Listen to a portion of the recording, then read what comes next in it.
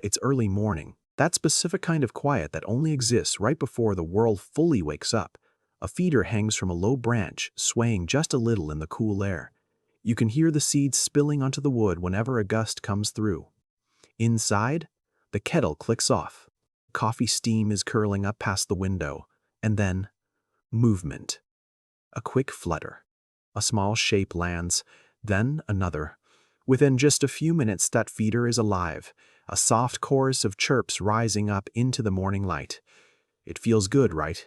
Watching them eat, feeling like you've done something kind. But look closer. I mean, really look at which birds are actually landing there, because there's this quiet, invisible thing happening during your morning ritual that nobody ever talks about. It has nothing to do with kindness and everything to do with what's slowly disappearing from your garden, season after season, without you ever noticing the exact moment it started.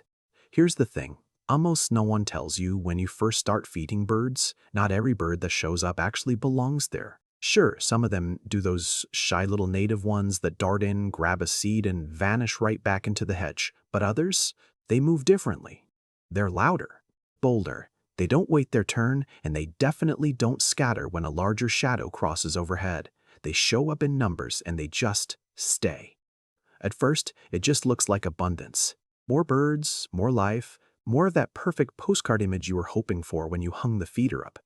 But here's the reality. Abundance and health aren't the same thing. In a surprising number of backyards, what looks like a thriving, beautiful ecosystem is actually something closer to a hostile takeover. And it's been playing out in plain sight, all disguised as birdsong.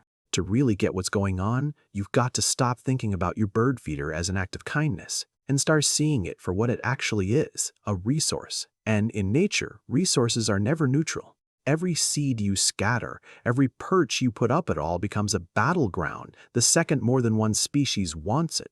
In that fight, some birds just have an edge, and it's got nothing to do with who deserves to be there. It's size, it's aggression, it's group behavior. It's the ability to breed faster, eat more, and defend territory way more ruthlessly than the quiet, delicate birds most people picture when they think about a garden bird. The species winning that battle in yard after yard, they share a pattern. They aren't native to the ecosystem. They were introduced generations ago, and they are incredibly good at exploiting exactly the kind of easy, concentrated food a backyard feeder provides. Honestly, the very thing that feels like an offering of peace might actually be handing an advantage to the wrong side of a war most owners don't even realize is happening. Take the first 1A stocky aggressive visitor with a thick dark bill. They don't usually show up alone. They arrive in a rowdy, chattering group and just descend on the feeder all at once. They were introduced to new continents generations ago, but they adapted to human environments with scary speed. And it's not just about the seed. They compete for nesting space too. And that's where the real damage starts. Think about all those beloved native songbirds like the flash of a bluebird or the quiet flicker of a chickadee. They depend on cavity nests, tiny hollows in trees, or nest boxes, and those are limited. They're fiercely contested every single spring. This invasive competitor doesn't just fight over those nesting cavities. In a lot of documented cases, you'll actually see them barge into an occupied native nest, destroy the eggs inside, and just take over the space for themselves. And that detail? It hits a bit differently than just competing for food, right? Because it means your feeder isn't just influencing who gets a snack. It's actually deciding who survives the season at all. Then there's the second bird. It shows up with a bit more elegant, sleek, dark, with this metallic sheen that catches the light like it knows it looks good. And yeah, it is beautiful. Honestly, that's part of why this one is so easy to overlook. It hasn't been in these regions for very long, evolutionarily speaking, but it moves in these massive, coordinated flocks. We're talking hundreds, sometimes thousands of birds, just descending on one spot in a matter of minutes. They'll strip a feeder bare before any of your native birds even get a chance to land. Now, farmers have definitely reported crop losses from flocks this big, but the quieter, more local damage? That's happening right in our own backyards. It's that same aggressive nesting behavior. The same way they just push out the smaller native species that simply can't compete with numbers like that. There's a specific sound you hear when this bird is on its way.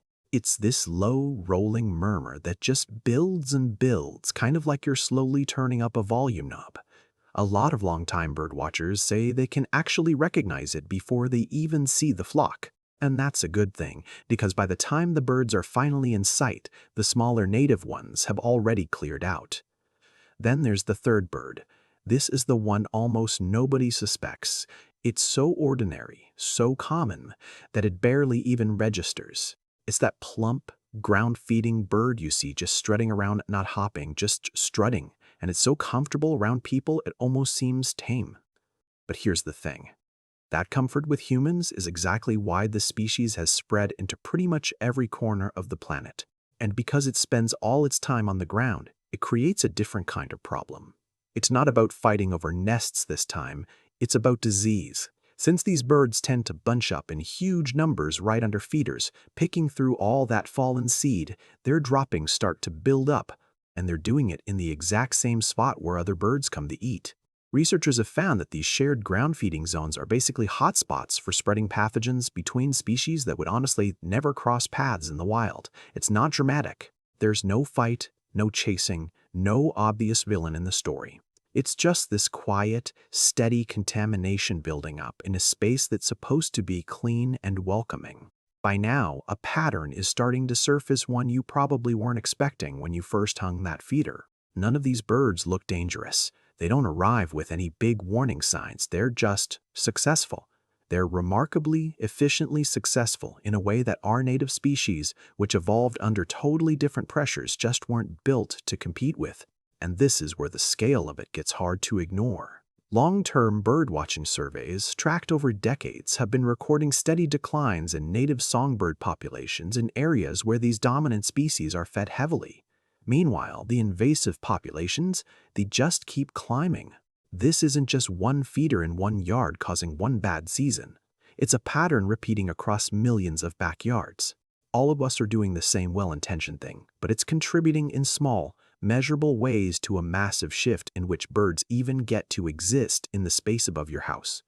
There's a fourth bird worth pausing on, not because it's the most aggressive, but because it might be the most deceptive. Picture a striking pale-collared dove. It's calm, it's graceful honestly, it's easy to mistake for a native mourning dove if you're just glancing at it. It doesn't fight loudly, it doesn't show up in dramatic flocks. It just persists. It quietly outcompetes smaller native doves for nesting sites and food, spreading with this slow, almost unnoticed momentum across entire continents in just a few decades.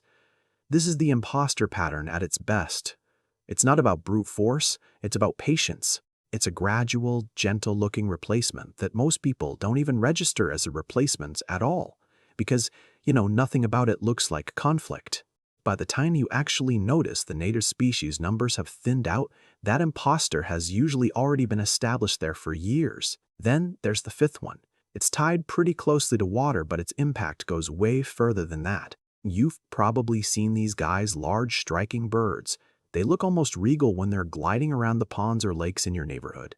People love feeding them bread or whatever scraps they have in their pockets, and it's easy to see why. It's fun to have them come that close. But here's the problem. These birds are fiercely territorial. In place after place, they've been spotted driving away native species that used to live on those same ponds for years. No issues at all. And the bread?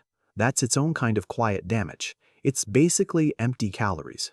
It displaces the natural healthy food they're supposed to be foraging for. It's a slow, nutritional slide all masked by that feeling of being generous. 5 different species. 5 different ways of taking over, whether it's sheer aggression, massive numbers, disease, or just holding their ground. But they're all leading to the same result. Step back for a second and look at the bigger picture of what's happening here. It was never really about 5 bad birds. It's about the system. It's a cycle where our kindness offered without really thinking about the consequences. Tips. A balance that took nature thousands of years to build, and we do it in just a single season. Think about it. Every backyard feeder is a tiny local decision. You're choosing who gets the easy meal. Now, multiply that decision by every house, every city, and every region. Suddenly, something as simple as the seed you pick becomes the force that decides which birds will be singing outside your window 10 years from now. This is the part that people can't unsee once they realize it. The next time they watch a feeder fill up with all that movement and color, they don't just see a beautiful scene anymore. They see a contest, and they realize they've been the ones picking the winners. Just let that settle for a second. Look, none of this means you need to stop feeding the birds. Quite the opposite. The goal was never to make you afraid of your own backyard. It's really just about being a little more deliberate when you're out there. And honestly, once you understand how it all works, the fix is actually pretty simple. It's all about choices. You can use feeders with smaller perches or protective cages that way. The smaller native birds can get in, but the big aggressive guys just can't. You can also switch up the seeds. Some types just aren't as interesting to those dominant invasive species, which shifts who shows up without you having to chase anyone away. Even just cutting down on the seed that ends up on the ground helps, since that's where the disease spreading happens. And if you're using nest boxes, just get ones with an entrance hole size specifically for native birds. If it's too small for the bullies, you're protecting the most vulnerable part of the whole cycle. None of this requires conflict.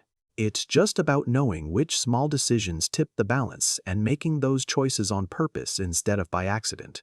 Go back to that quiet morning at the very beginning, the steam coming off your coffee, the feeder swaying, that soft sound of birds arriving. Nothing about that image was wrong. It wasn't a scene of villainy or anything like that. It was just a scene of being a little unaware, simple, honest generosity, offered without knowing exactly how the story would unfold on the other side of the glass. Now, picture that same morning with everything you know now, the same feeder, the same quiet light. But this time, you're not just watching the birds arrive, you're watching a balance. It's a balance you finally have the power to shape, one small, deliberate choice at a time. So the next time you go to fill that feeder, just take a second look at who's actually landing there. Which one of these 5 have you been feeding without even realizing it? And honestly, what do you think your garden would sound like a year from now if that finally changed?